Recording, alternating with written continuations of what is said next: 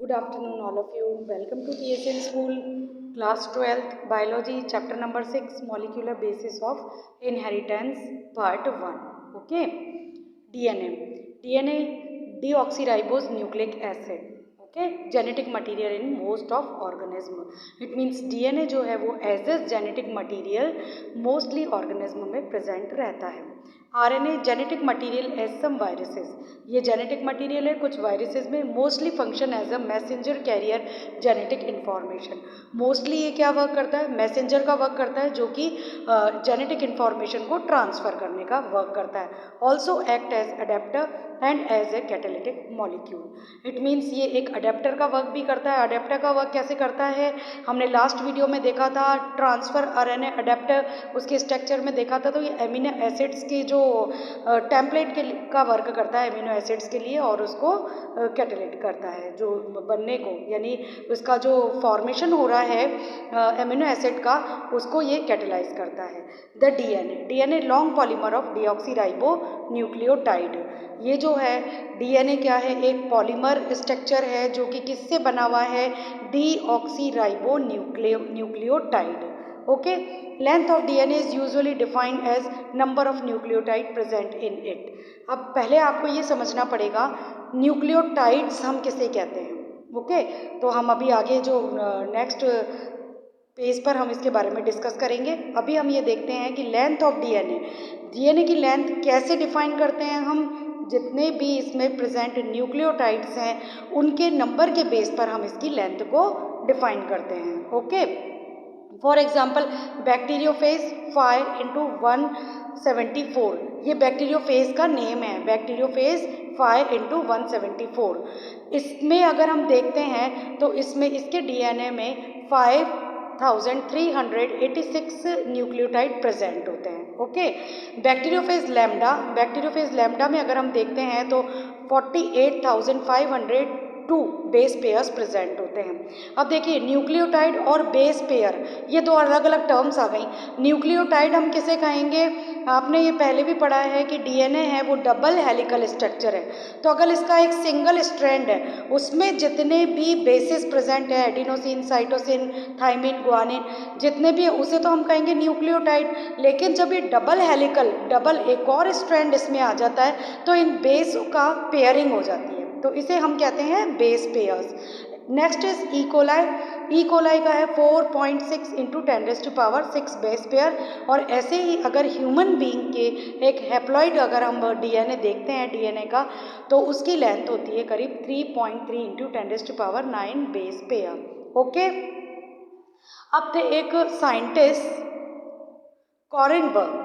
इन्होंने सबसे पहले first synthesise DNA in vitro in 1957. In vitro means laboratory में, यानी इन्होंने सबसे पहले आर्टिफिशियली लेबोरेटरी में इन्होंने डीएनए को सिंथेसाइज किया. Okay, next is structure of polynucleotide chain. अब पॉलीन्यूक्लियोटाइड चेन का अगर हम स्ट्रक्चर देखते हैं तो न्यूक्लियोटाइड, पहले न्यूक्लियोटाइड मैंने आपको कहा था ना, नेक्स्ट पेज पे अपन डिस्कस करेंगे. अ nitrogen base plus a pentose sugar plus phosphate group. It means एक नाइट्रोजन बेस उससे जब बॉन्ड बनता है पेंटोज शुगर का और फॉस्फेट ग्रुप का तो इनको तीनों को हम कंबाइंडली क्या कहते हैं? One nucleotide. Okay, nitrogen bases क्या है? अब हम ये देखते हैं. नाइट्रोजन बेसिस 2 टाइप के होते हैं. First is purine and second is pyrimidine. Okay, purine में आता है एडिनिन एंड ग्वानिन और पायरिमिडीन में आता है cytosine, thymine and uracil. Cytosine and thymine ये डीएनए में प्रेजेंट होते हैं जबकि यूरेसिल आरएनए में प्रेजेंट होता है. इट मीन्स अगर हम आरएनए का स्ट्रक्चर देखते हैं तो उसमें adenine, guanine, cytosine and uracil present होता है. इट मीन्स थाइमिन की पोजीशन कौन ले लेता है? यूरेसिल. ठीक है, next is DNA. Adenine plus guanine plus cytosine and plus thymine. DNA में ये चारों नाइट्रोजन बेस प्रेजेंट होते हैं, adenine, guanine, cytosine and thymine. RNA adenine plus guanine plus cytosine plus uracil. It means इसमें thymine की जगह किसने ले ली है? यूरेसिल ने. ओके, अब देखिए नाइट्रोजनस बेस, एक nitrogenous base plus pentose sugar, इन दोनों के बीच में जो बॉन्डिंग होती है उस बॉन्ड का नेम है एन ग्लाइकोसाइड लिंकेज, या इसे हम ग्लाइकोसाइडिक बॉन्ड भी बोल सकते हैं। ओके, और ये दोनों जब कंबाइन होते हैं तो उससे क्या बनता है, न्यूक्लियोसाइड। अब ये न्यूक्लियोसाइड में कौन सी शुगर प्रेजेंट है, अगर एडेनिन प्रेजेंट है तो इसे हम एडिनोसिन कहेंगे, या इसे हम डीऑक्सी एडिनोसाइड भी कह सकते हैं। अगर साइटोसिन प्रेजेंट है तो साइटिडीन कहेंगे, और इसका अदर नेम है डीऑक्सीसाइटिडीन। राइट, अब देखिए nitrogen base plus pentose sugar plus phosphate group, यानी फॉस्फेट ग्रुप और 5OH ऑफ न्यूक्लियोसाइड। अभी हमने ऊपर वाले पॉइंट में देखा ना कि केवल नाइट्रोजन बेस और पेंटोस शुगर अगर कंबाइंड होती है तो वो न्यूक्लियोसाइड बना रही है। तो न्यूक्लियोसाइड और फॉस्फेट ग्रुप जब कंबाइंड होता है किस बॉन्ड से, फॉस्फोएस्टर लिंकेज, और इससे क्या बनता है, एक न्यूक्लियोटाइड। ठीक है बेटा, कंफ्यूज मत होना इसमें, न्यूक्लियोसाइड एंड न्यूक्लियोटाइड। न्यूक्लियोसाइड में नाइट्रोजन बेस और पेंटोस शुगर कॉम्बिनेशन इनका बनेगा, और जबकि इसके साथ साथ इन दोनों के साथ अगर फॉस्फेट ग्रुप भी ऐड हो गया तो वो न्यूक्लियोटाइड बनेगा। ठीक है, next is 2 nucleoside are linked through 3' to 5' and.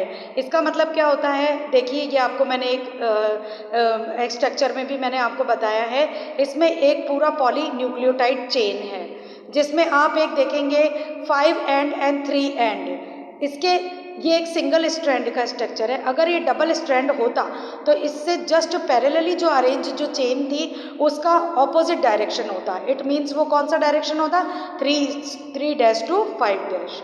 Okay, अब इस स्ट्रक्चर को एक बार हम देख लेते हैं। इसमें 5 एंड पर फॉस्फेट ग्रुप प्रेजेंट है, फॉस्फेट ग्रुप पेंटोस शुगर से ऐड है और पेंटोस शुगर एडेनिन से ऐड है। इसी तरीके से आप देखेंगे पेंटोस शुगर के जो सेकंड पोजीशन है उससे वापस फॉस्फेट ग्रुप ऐड होगा और उसके बाद फिर वापस वैसा ही स्ट्रक्चर बनाएगा, लेकिन यहाँ पर एडेनिन की जगह थाइमीन आ जाएगा। ओके, तो मैंने चारों नाइट्रोजन बेस को यहाँ पर शो किया हुआ है और ये बन गया एक polynucleotide chain.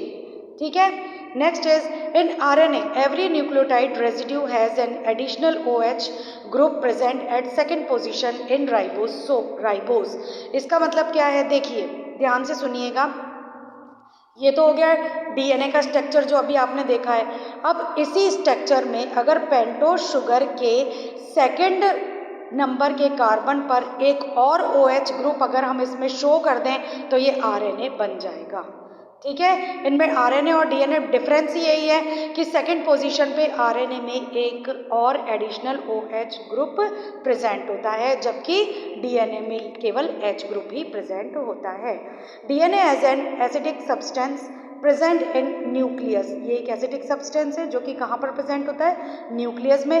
Was first identified Friedrich Miescher in 1869। Friedrich Miescher ने इन्होंने आइडेंटिफाई किया 1869 में। He named is an nuclein, और इन्होंने नाम दिया इसको न्यूक्लिन। ठीक है, James Watt and Friedrich Crick proposed double helix model of structure of DNA for structure of DNA। It means 2 scientist थे, वॉटसन एंड क्रिक।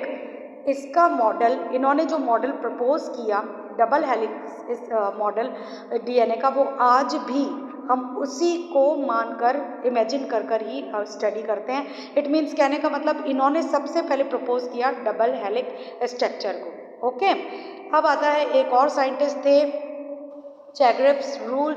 इन्होंने अपना एक रूल बताया, उसमें क्या बताया इन्होंने, इनका नाम था इरविन चैग्रेफ।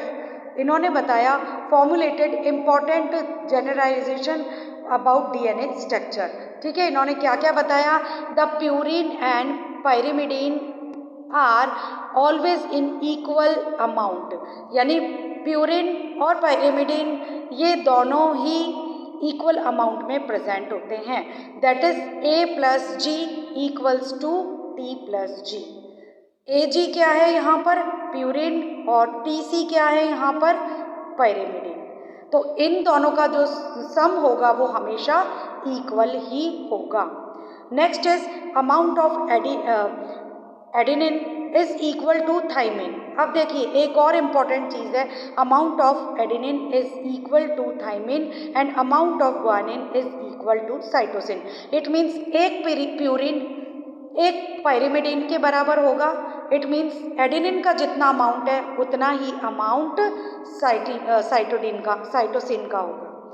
जितना अमाउंट ग्वानिन का है उतना ही अमाउंट इक्वल अमाउंट थाइमिन का होगा। Okay, A equals to T and G equals to C। Next is the base ratio. अब इनका बेसिक रेशो जो है A plus T is constant. A plus T and G plus C, इनका जो ratio होगा वो हमेशा कांस्टेंट होता है वन स्पीशीज़ में, और अदर स्पीशीज़ में यानी जैसे हम हैं या कोई और स्पीशीज़ है उनमें ये डिफरेंट होगा, लेकिन एक स्पीशीज़ के सभी मेंबर्स में A plus T means adenine plus purine plus pyrimidine का जो रेशो होगा, बेस रेशो होगा, वो हमेशा कांस्टेंट होगा। If each strand from DNA act as template. ये अब मैं आपको एक चीज़ समझा देती हूँ, आपकी एनसीईआरटी बुक में ये मेंशन है कि डीएनए का एक स्टैंड टेम्पलेट की तरह वर्क करता है दूसरे टेम्पलेट को या दूसरे हेलिक्स को बनने के लिए। ओके, टेम्पलेट मीन्स सांचा, एक सांचे जैसा वर्क करता है जिसमें वो दूसरे वाले हेलिक्स के जो जितने भी पिरिमिडिन और ये नाइट्रोजन बेसेस हैं उनको बेस पेयर से कॉम्बिनेशन करने के लिए ये प्रोवाइड करता है अपना template. Okay, next is silent features of double helix structure of DNA. अब इसके साइलेंट फीचर्स हम एक बार देखते हैं। It is made of 2 polynucleotide chain. ये 2 पॉलीन्यूक्लियोटाइड चेन, क्योंकि डबल हेलिक्स स्ट्रक्चर है इट मीन्स ये 2 पॉलीन्यूक्लियोटाइड चेन से बना हुआ होगा।